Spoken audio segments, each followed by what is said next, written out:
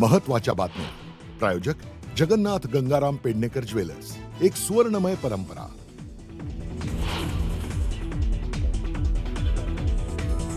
निवडणूक आयोगाविरोधात विरोधक आता रस्त्यावरती उतरणार. 1 नोव्हेंबरला मुंबईत मोर्चाची घोषणा. मतदार यादीच्या घोळाविरोधात पुकारणार एल्गार.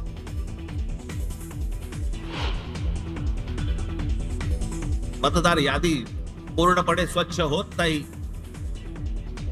सर्व राजकीय पक्षांचं समाधान जोपर्यंत होत नाही तोपर्यंत या महाराष्ट्रामध्ये निवडणुका घेऊनच दाखवा. आगामी स्थानिक स्वराज्य संस्था निवडणुकीच्या पार्श्वभूमीवर राज ठाकरेंचा राज्य निवडणूक आयोगाला इशारा.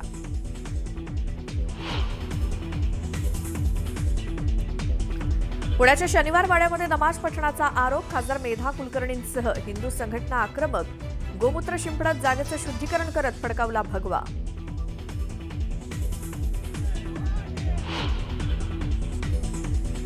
काही जण लवंगी लावून गेले. आम्ही अॅटम बॉम्ब लावणार. एकनाथ शिंदेंचा इशारा. तर शिंदे म्हणजे भिजलेला फटाका. संजय राऊतांचा पलटवार.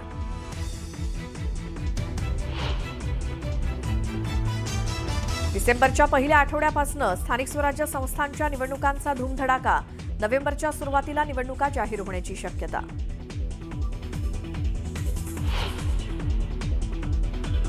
कोणाला चुनखुनी असेल तर आपला धनुष्यबाण कसा चालतो हे देखील दाखवण्याची जबाबदारी.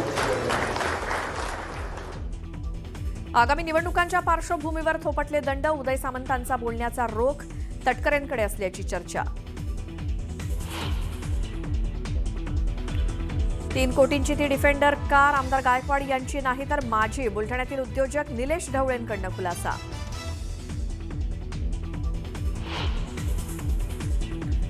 आणि अयोध्येत विश्वविक्रमाची तयारी पूर्ण. शरयू घाटावर उजळणार 29 लाख दिवे. नेत्रदीपक ड्रोन शोनं लोकांचे डोळे दिपले.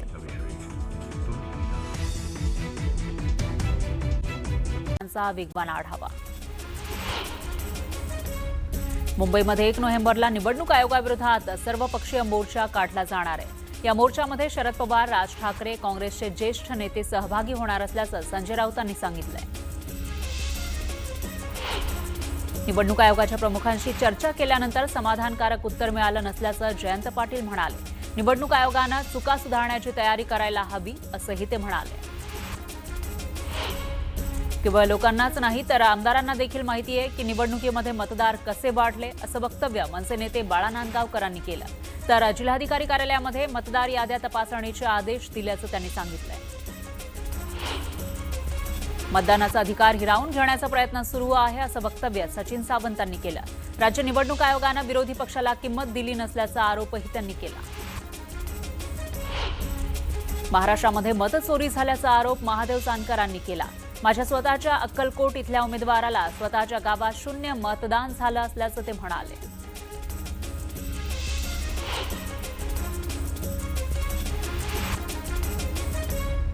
येणाऱ्या निवडणुकीमध्ये समोर पराभव दिसत असल्याचं प्रवीण दरेकरांनी म्हटलेलं आहे. पराभव दिसत असल्यानंच विरोधक रडीचा डाव खेळत असल्याचा पलटवार दरेकरांनी केला. बोगस मतदान करायला आला तर हातपाय तोडण्याचा इशारा बदलापूरच्या शिवसेना शहर प्रमुखांनी दिलाय. अनेक बोगस मतदारांची नोंदणी झाल्याचा आरोप त्यांनी केला. राज ठाकरेंनी शिंदेच्या शिवसेनेचा आणि अजित पवारांच्या राष्ट्रवादीचा गट म्हणून उल्लेख केला. तर पत्रकार परिषदेची माहिती देताना शिवसेना आणि राष्ट्रवादी असा उल्लेख केला. सत्ताधाऱ्यांनी गणित जमवलेलं आहे म्हणून त्यांना निवडणुकांची घाई लागली आहे. मात्र जर निवडणुका शांततेत घ्यायच्या असतील तर आधी मतदार याद्या साफ करा. मतदार याद्या साफ केल्याशिवाय निवडणुका होऊ देणार नाही असा थेट इशारा राज ठाकरेंनी दिला. मतदार याद्यांमधील घोळाबाबत निवडणूक आयोगाला प्रश्न केले. मात्र त्याची उत्तरं सत्ताधारी का देतायत? सत्ताधाऱ्यांना याचा राग का येतो असा खोचक सवाल राज ठाकरेंनी विचारला. तर तुम्हाला राग येतो याचाच अर्थ कुठेतरी पाणी मुरतंय असा हल्लाबोल राज ठाकरेंनी केला. खोट्या मतदार याद्यांवरून निवडणुका होणार असतील तर हा मतदारांचा अपमान आहे. मतदान करा अथवा करू नका. मॅच फिक्सिंग झाली आहे. रिझल्ट आधीच ठरलेला आहे. 232 आमदार निवडून आले तरी सन्नाटा होता. रिझल्ट पाहून मतदार तर अवाक झाले पण निवडून आलेले सुद्धा अवाक झालेत असा जोरदार हल्लाबोल करत राज ठाकरेंनी सत्ताधाऱ्यांवर गंभीर आरोप केला. पालिका जिल्हा परिषद हातामध्ये आल्या तर यांच्यासाठी रानच मोकळं होईल. कुंपणच शेत खातंय असं म्हटल्यावर काय करणार असा सवाल राज ठाकरेंनी उपस्थित केला. तर एकदा जमीन हातातून गेली तर परत येणार नाही, त्यामुळे सतर्क राहा असं आवाहन राज ठाकरेंनी मतदारांना केलं. जवळपास 96 लाख खोटे मतदार महाराष्ट्राच्या यादीत भरलेत. प्रत्येक शहर आणि गावात खोटे मतदार यादीमध्ये भरलेले आहेत. कित्येक वर्षांपासून राज्यामध्ये मतदार यादीचा घोळ सुरू आहे असा गंभीर आरोप राज ठाकरेंनी केला. राज ठाकरेंनी निवडणुकांबाबत सूचक वक्तव्य केलंय. यावेळी आपण जेव्हा ठरवू तेव्हा निवडणूक लागेल असं वक्तव्य राज ठाकरेंनी केलं.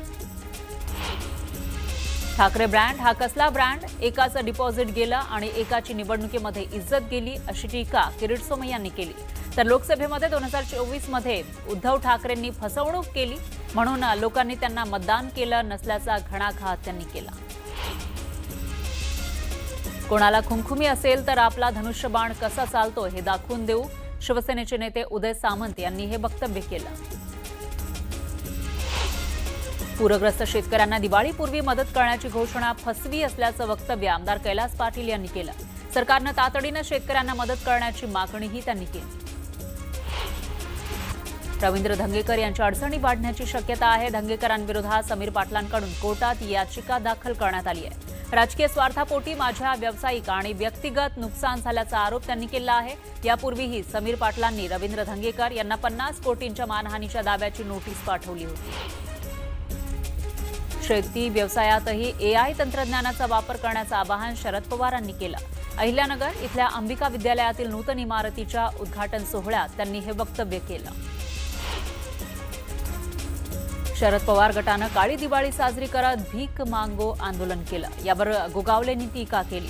काळी दिवाळी साजरी करण्यापेक्षा शेतकऱ्यांच्या मदतीमध्ये हातभार लावा असा सल्ला त्यांनी पवार गटाला दिला. तर आम्ही शेतकऱ्यांना वाऱ्यावर सोडलेलं नाही असंही ते म्हणाले. ओबीसी नेते नवनाथ वाघमारेंनी भुजबळांसह वडेट्टीवारांना आवाहन केलं.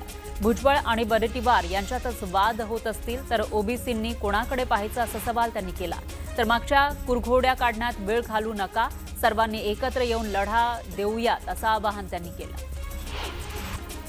नाशिकमध्ये पहिल्यांदाच भाजपला धक्का बसलाय. भाजपच्या माजी नगरसेविका संगीता गायकवाड आणि त्यांचे पती हेमंत गायकवाड UBTमध्ये प्रवेश करणार आहेत. मातोश्रीवर उद्धव ठाकरेंच्या उपस्थितीमध्ये हा पक्ष प्रवेश होणार आहे. जालन्यामध्ये अर्जुन खोतकर यांच्या निवासस्थानी तिकिटांसाठी इच्छुकांची गर्दी पाहायला मिळाली. यावेळी कार्यकर्त्यांची निवडणूक असली तरी निवडून येणाऱ्यांनाच तिकीट देणार असं वक्तव्य खोतकरांनी केलं. तर जालन्यामध्ये महायुती म्हणून निवडणूक लढण्यासाठी भाजपला प्रस्ताव दिल्याची ही माहिती अर्जुन खोतकर यांनी दिली. काँग्रेसचे माजी आमदार दिलीप माने भाजपमध्ये पक्षप्रवेश करणार आहेत. दिवाळीनंतर मुंबईत पक्षप्रवेश सोहळ्याचं आयोजन करण्यात आलंय. 4 दिवसांपूर्वी मानेंनी मुख्यमंत्री फडणवीसांची भेट घेतली होती.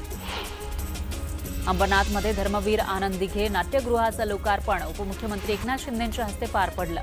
मात्र त्याआधी शिवसेनेतील दोन्ही गटात बॅनर युद्ध पाहायला मिळालं. अरविंद वाळेकर आणि बालाजी किनकर यांच्यातील अंतर्गत वादामुळे पालिकेत शिवसेनेला फटका बसण्याची शक्यता आहे. यानंतर एक ब्रेकिंग न्यूज आहे. अजित पवार मुख्यमंत्री होतील तोच दिवस आमच्यासाठी आणि जनतेसाठी खऱ्या दिवाळी असेल असं वक्तव्य केलं आहे विधानसभेचे उपाध्यक्ष अण्णा बनसोडे यांनी. पिंपरी चिंचवडमधील सफाई कामगारांसोबत दिवाळी साजरी केली त्यावेळी बनसोडे यांनी हे विधान केलंय. पूर्वी राष्ट्रवादी काँग्रेस पक्षामध्ये आदरणीय दादाच्या नेतृत्वाखाली काम करत असताना आज दादांनी मला जे महाराष्ट्र राज्याचे उपाध्यक्षपद दिलेले, भारतरत्न डॉक्टर बाबासाहेब आंबेडकर यांच्या संविधानामुळे मला आज एवढ्या मोठ्या पदावर काम करण्याची खऱ्या अर्थाने संधी भेटलेली आणि जनतेचा, महाराष्ट्रातील सर्व जनतेचाच आमच्या राष्ट्रवादी काँग्रेस पक्षाचा असाच एक स्वप्न आहे की या राज्याचे जर मुख्यमंत्री आदरणीय अजितदादा झाले तर खऱ्या अर्थाने राष्ट्रवादी काँग्रेस पक्षाची आणि महाराष्ट्राच्या जनतेची दिवाळी साजरी होईल असं मला वाटतं.